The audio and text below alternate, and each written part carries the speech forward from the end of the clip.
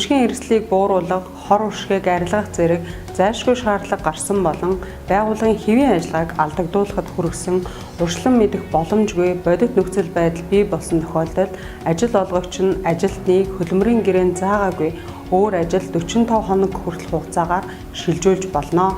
Хэлцээнд оролцож байгаа үндсэн ажлаасаа чөлөөлөгдөөгүй үйлдвэрчний эдлийн ажилтан сонгуульд зохих дээд чатны байгууллагаас нь урьдчилан зөвшөөрөл авуулгүйгээр тухайн сонгуульт ажилтнанд холбогдуулж сахилгын шийтгэл ногдуулах, тэднийг хэлцээнд оролцсоныхын төлөө өөр ажилд шилжүүлэх буюу ажил олгогчийн санаа чалгаар хэлцээний туршид болон хэлцээ дууснаас хойш 1 жилийн дотор ажлаас халахыг хоригддог.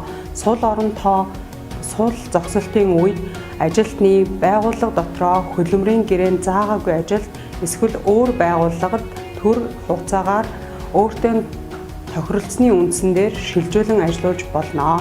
Эмнэлэг хөдөлмөрийн магадлах комиссийн шийдвэрийг үндэслэн ажилтныг эрүүл мэндэд харшлахгүй өөр ажилд түүнтэй тохиролцсон шилжүүлж болно. Ажилтны буруу биш шалтгаанаар гарсан сул зогсолтын хугацаанд ажилтныг өөр ажилд шилжүүлэн ажилуулах боломжгүй бол хамтын гэрээнд заасан хэмжээний олгор олгоно. Энэ асуудлын талаар та хөдөлмөрийн маргаан таслах комиссэд хандаж болно.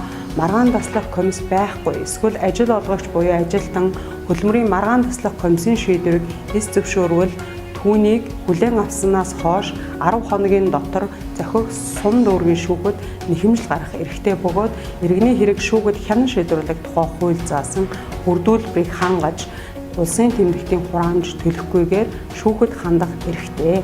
Мөн ажилтан ажлаас буруу халсан буюу өөр ажилд буруу шилжүүлсэн тухай гомдлоо ажил олгогчийн шийдвэрийг хүлээн авсан өдрөөс хойш 1 сарын дотор шүүхэд гаргана.